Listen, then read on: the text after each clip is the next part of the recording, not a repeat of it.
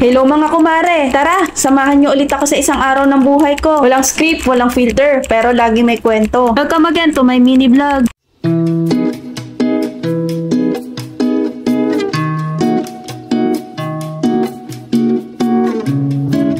Kahapon nga, April 8, ay na-deliver na din yung aming inaantay or pina-customize na bed frame. February 26, 2025 nga pala ako nag-incur sa kanila at umorder. Pero March 2 ako nag-down payment, kaya almost 6 weeks kami nag-antay para ma-deliver tong bed frame namin. Pero nakalagay naman sa lead time production nila is 7 to 8 weeks, kaya okay na din dahil napaaga naman. Mahaba-haba na rin yung preparation namin para maiayos namin tong kwarto dahil dito nga ilalagay yung bed frame. Sa kanila na nga lang din kami umorder ng foam para isang deliver na lang. Kahit medyo mahal nga yung binayaran namin ay super satisfied naman kami. Kapag pala ganito ang mga o-order kayo ng mga bed frame ay dito na lang din pala i-assemble. Ang kulay nga na napili ko is Velvet 101 or para na rin siyang light beige. At ang size nga nito ay queen size 60 by 75 inches. Tinanong nga ako nila kuya kung ilalagay na rin yung foam at ang sabi ko ilagay na rin nila. Grabe nga yung bigat daw nitong foam kasi ito nga yung pinakamakapal. Mababait naman sila at mabilis lang din naman nilang na-install at nailagay yung foam. Nakita ko nga lang yung page ng Fun Furniture dito sa Facebook nakita ko ang gaganda ng mga ginagawa nilang bed. Ito nga pala siya sa malapitan. Hindi ko lang alam kung anong tawag sa tela na ginamit nila. Basta yung pinili ko na lang kulay ay light beige. Tapos ganito yung napili kong design. Super ganda, 'di ba? Tapos ganito nga kakapal yung foam. 9 inches nga pala to. Ito nga yung isa sa nagustuhan ko kung ano yung design ng nasa headboard, yun din yung nasa paanan. Yung mattress nga pala ay from Uratex na din. Warranty card na nga rin kasama yung sa Uratex. At ito namang bed frame ay merong 1-year warranty dun sa mga kahoy. Dun sa tela naman is wala daw dahil nga customize ito. At ayan nga, itrinay na ni Inday yung kanilang bagong higaan. Grabe naman, para ka namang isang Disney princess dito.